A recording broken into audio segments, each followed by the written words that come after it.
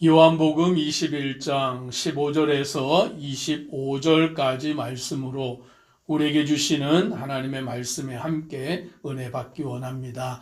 예수님께서는 부활하신 후 제자들을 찾아가서 부활의 몸으로 그들을 만나 주셨습니다. 갈릴리 바다에서 디베라 바다에서 물고기를 잡는 제자들을 찾아가 주시고 또 예수님은 직접 숯불을 피우시고 또 생선과 떡을 준비하여 그들에게 아침을 먹이시는 그 모습을 우리는 보게 됩니다. 이제 그들이 그 조반을 먹은 후에 예수님이 직접 마련하여 주신 아침을 먹은 후에 예수님께서는 시몬 베드로에게 물으십니다. 예수님이 시몬 베드로에게 3번 물으시는 것이 무엇입니까? 요한의 아들 시몬아, 네가 나를 사랑하느냐라고 그 사랑에 대하여 예수님은 베드로에게 3번 물으십니다. 왜 3번을 물으시냐면 베드로가 일전에 예수님을 3번 부인하였기 때문이지요. 나는 예수님을 부인하지 않습니다. 다른 제자들은 다 예수님을 버리고 떠날지라도 나는 결코 예수님을 부인하지 않습니다. 버리고 떠나지 않습니다라고 호언장담하였지만 베드로는 예수님을 모른다고 3번을 부인하였던 적이 있습니다. 이제 예수님은 그 베드로를 회복시키시기 위하여서 사랑을 다시금 확인하시는 것이죠. 요한의 아들 시몬아, 네가 나를 사랑하느냐? 그것을 3번 물으심을 통하여 오늘 베드로가 예수님 앞에 그 사랑을 진심으로 고백하게 만드십니다. 만약에 베드로가 예전 같았으면 뭐라고 대답을 했겠습니까? 주님, 제가 주님 사랑하죠. 당연하죠. 다른 누구보다 사랑합니다라고 그렇게 말하였겠지만 이미 그는 예수님을 모른다고 3번을 부인했던 적이 있기 때문에 이제는 어떻게 대답합니까? 주님, 그렇습니다. 제가 주님을 사랑하는 걸 주님이 아십니다. 라고 그는 그렇게 고백을 하는 거예요. 이제 주님 앞에서 겸손해지는 베드로의 모습, 자기의 의로, 자기의 힘으로, 자기의 능력으로가 아니라 주님, 제가 주님을 사랑하는 거 주님이 아십니다. 라고 그는 겸손히 주님의 발 앞에 엎드리는 것을 보게 되는 것입니다. 그런 베드로에게 예수님은 사명을 회복시켜 주시는데 그 사명은 내 어린 양을 먹이라, 내 어린 양을 치라. 그러면서 예수님은 그 베드로에게 목자의 사명을 회복시켜 주시는 것입니다. 오늘 예수님께서는 저와 우리 성도님들에게도 이 목자의 사명을 맡기시는 줄 믿습니다. 내 어린 양을 먹여라, 내 양을 치라라는 것이 주님이 우리에게 맡기신 사명이에요. 그래서 우리가 예수 그리스도를 믿고 주님을 섬기는 자가 되었다면 나만 주님을 잘 섬기는 자가 되는 것에 만족하는 것이 아니라 나만 예수님을 잘 믿고 구원받는 것에 만족하는 자가 아니라 우리에게는 어떠한 사명이 주어졌냐면 믿음이 연약한 자들, 아직 주를 온전히 신뢰하지 못하는 그 어린아이와 같은 자들을 돌아보는 그 책임을, 사명을 우리에게 맡기셨는 줄 믿습니다. 그래서 우리는 먼저 믿은 자로서 주님의 사랑을 먼저 받은 자로서 그 연약한 자를 돌아보고 그들을 주님의 말씀과 주님의 사랑으로 섬겨가야 하는 줄 믿습니다. 오늘 이제 베드로는 그 사명을 받고서 주의 나라와 그 영광을 위해서 살아가는 주님의 제자가 되는 줄 믿습니다. 이제 예수님께서는 베드로의 죽음에 대하여 예언하시는데 18절에 이렇게 말씀합니다. 같이 함께 읽습니다. 내가 진실로 진실로 내게 이르노니 내가 젊어서는 스스로 띠띠고 원하는 곳으로 다녔거니와 늙어서는 내 발을 벌리리니 남이 내게 띠띠우고 원하지 아니하는 곳으로 데려가리라. 오늘 베드로를 향하여서 젊었을 때에는 너가 원하는 대로 살았지만, 젊었을 때에는 네가 하고 싶은 대로 하며 살았지만, 늙어서는 네가 원하는 대로 사는 것이 아니라 남이 너를 주관하게 될 것이다 라고 말씀해 주고 있는 것입니다. 이 말씀에 대하여 19절에 예수님은 말씀하시기를, 이 말씀을 하심은 베드로가 어떠한 죽음으로 하나님께 영광을 돌릴 것을 가리키심이로라 라고 말하여 주고 있습니다. 즉 베드로의 죽음에 대하여 예수님이 말씀해 주신 것이죠. 즉 자기의 혈기왕성함으로 살았던 베드로, 자기의 의를 가지고 살았던 베드로, 남보다 내가 주님을 더 사랑한다고 호언장담하며 살았던 그 베드로가 이제는 자기 의가 아니라, 자기의 힘으로서가 아니라 이제 주님 안에서 그는 변화가 되어서 오늘 주님을 사랑함으로 마지막에 그의 죽음이 어떠한 것이냐라는 것을 예수님은 우리에게 나타내 보여주고 있는 것입니다. 오늘 저와 우리 성도님도 주님을 따를 때에 예전에는 내가 좀 더 주님을 더 사랑해야 되겠고, 내가 남보다 주님을 더 잘 섬겨야 되겠고, 그런 어떠한 모습으로 주님을 따랐다면 이제는 어떻게 해야 되느냐 하면 그런 것들을 다 내려놔야 되는 줄 믿습니다. 내 힘으로, 내 능력으로 남과 비교해서 내가 더 잘 섬기려고 했던 그러한 비교의식들은 다 내려놓고 이제는 주님 앞에 겸손히 주님이 우리를 이끄시는 대로 순종함으로 나아가는 것이 믿음의 마땅한 모습인 것을 깨닫게 되는 것입니다.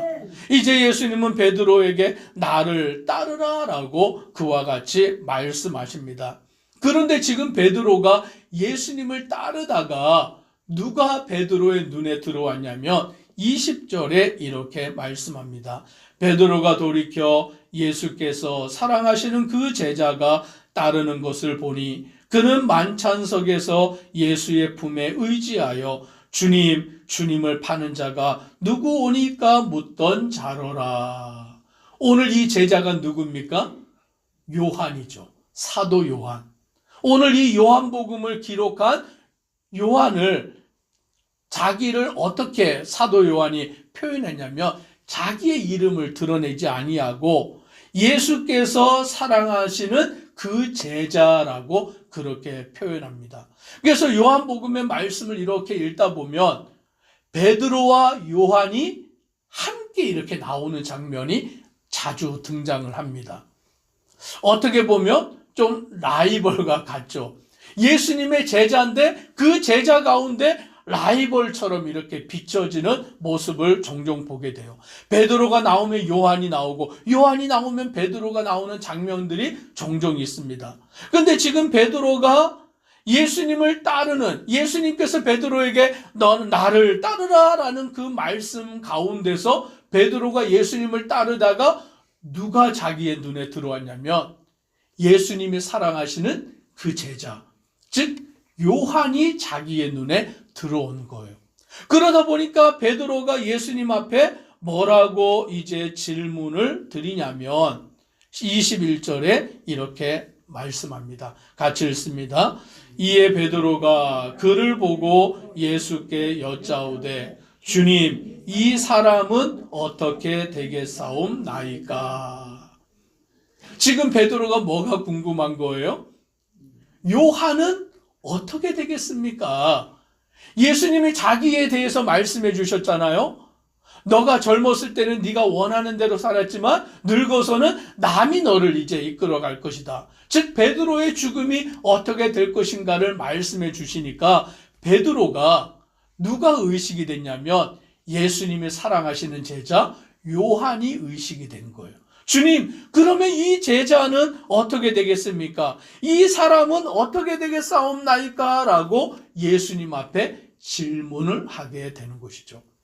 우리가 종종 교회에서 신앙생활을 하다 보면 누가 자꾸 의식이 돼요? 사람이 의식이 되는 거예요. 신앙생활을 하다 보면 자꾸 다른 사람이 의식이 되는 경우가 있어요. 내 옆에 있는 어떠한 사람, 나와 함께 신앙생활을 했던 어떠한 사람, 그러다 보니까 종종 시험에 드는 경우가 있는데, 어떤 경우에 시험이 많이 드냐면 함께 신앙생활하고 함께 봉사하고 함께 주를 섬겼는데 누구는 장로가 되고 나는 장로가 안 되면 어떻게 돼요? 시험에 드는 거죠. 누구는 권사가 됐는데 나는 권사가 안 됐어요. 그러면 어떻게 돼요? 시험에 들어요. 누구는 교회에서 인정을 받는데 나는 그렇지 못할 때에 비교가 되게 되고 오늘 그것으로 인하여서 시험이 들어서 교회를 떠나게 되는 경우가 가끔 생기는 것을 보게 됩니다. 지금 베드로도 어떠하냐면 주님이 나를 따르라 라고 명하실 때에 자꾸 그의 눈에 누가 비춰지냐면 요한이 보이는 거예요. 주님이 사랑하시는 그 제자, 그는 어떻게 되겠습니까? 라고 주님 앞에 물어보는 것이죠. 그랬더니 예수님이 뭐라고 대답하시느냐? 22절에 이렇게 대답하십니다. 예수께서 이르시되 내가 올 때까지 그를 머물게 하고자 할지라도 내게 무슨 상관이냐? 너는 나를 따르라 라고 말씀하십니다. 즉 예수님의 이 말씀이 무슨 것입니까? 요한에 대하여서 자꾸 생각하지 말고 요한과 자꾸 비교하려고 하지 말고 오늘 너는 나를 따르라 라고 말씀해 주고 있는 것입니다. 즉 예수님이 우리에게 바라시는 것은 무엇이냐면 남과 자꾸 비교하려고 들지 말고 남은 어떤데 나는 어떻고 나는 어떤데 남은 어떻고 자꾸 그것을 비교하며 신앙생활 하다가 보면 어떻게 되냐면 시험에 들기도 하고 또는 교만에 빠지기도 하는 거죠. 아, 저 사람은 저것밖에 못하는데 나는 이렇게 하는 사람이다라고 자기가 교만해지게 되기도 하고 또는 남이 잘 되는 나는 그렇지 못하며 그 모습으로 인하여 실망하고 낙심에 빠지기도 하는 것이죠. 주님은 베드로에게 요한에 대해서 너는 신경 쓰지 말아라.